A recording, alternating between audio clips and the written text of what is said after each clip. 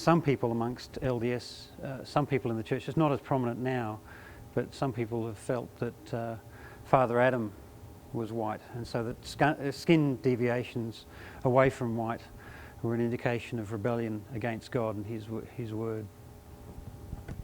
I think part of how they get you is that they tell you what they think you want to hear. Like, they give you the parts of it that, oh, well, this applies to your life right now.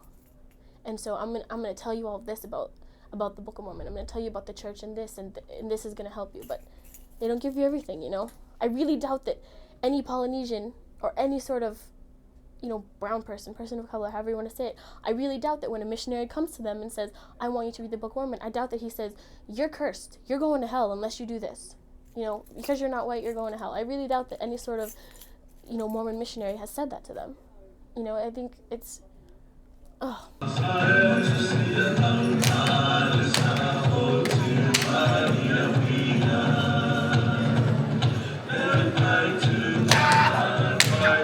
Where that belief has been linked into the Book of Mormon story is that the Book of Mormon mentions a shipbuilder by the name of Hagoth who built large ships and then sailed out into the Western Sea and didn't return.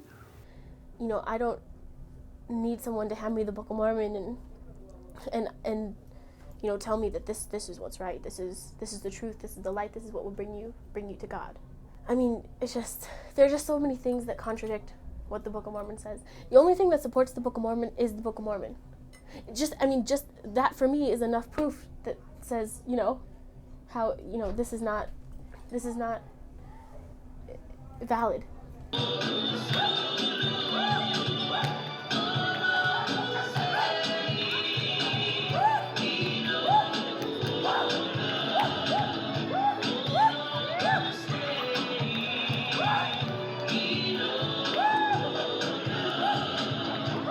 One thing that I would like to see is that the LDS Church stop imposing their beliefs on Native people. They're telling Native people where their genealogies, their ancestors come from, and they're also telling them racist things, that their skin colour comes from a curse from God. And a lot of them mean no harm. You know, they're doing what they think is right because that's what they've been raised to think. And, you know, so I can't blame individuals. I can't look at the Mormons and say, oh, it's your fault. You're a bad person for teaching this and following this, because it's not them. It's on the church, I think. It's definitely on the church and the way that they're leading these people to believe in these false things. Yeah. It'd be great if the LDS Church would stop teaching that and allow Native Americans to embrace their own beliefs and their own cultures without any influence from the LDS Church.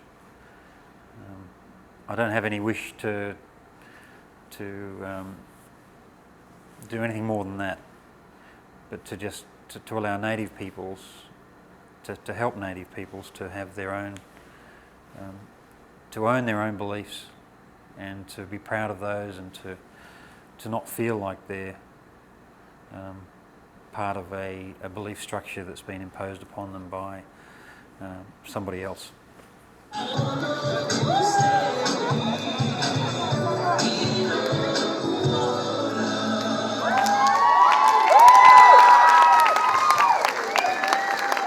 Thank you.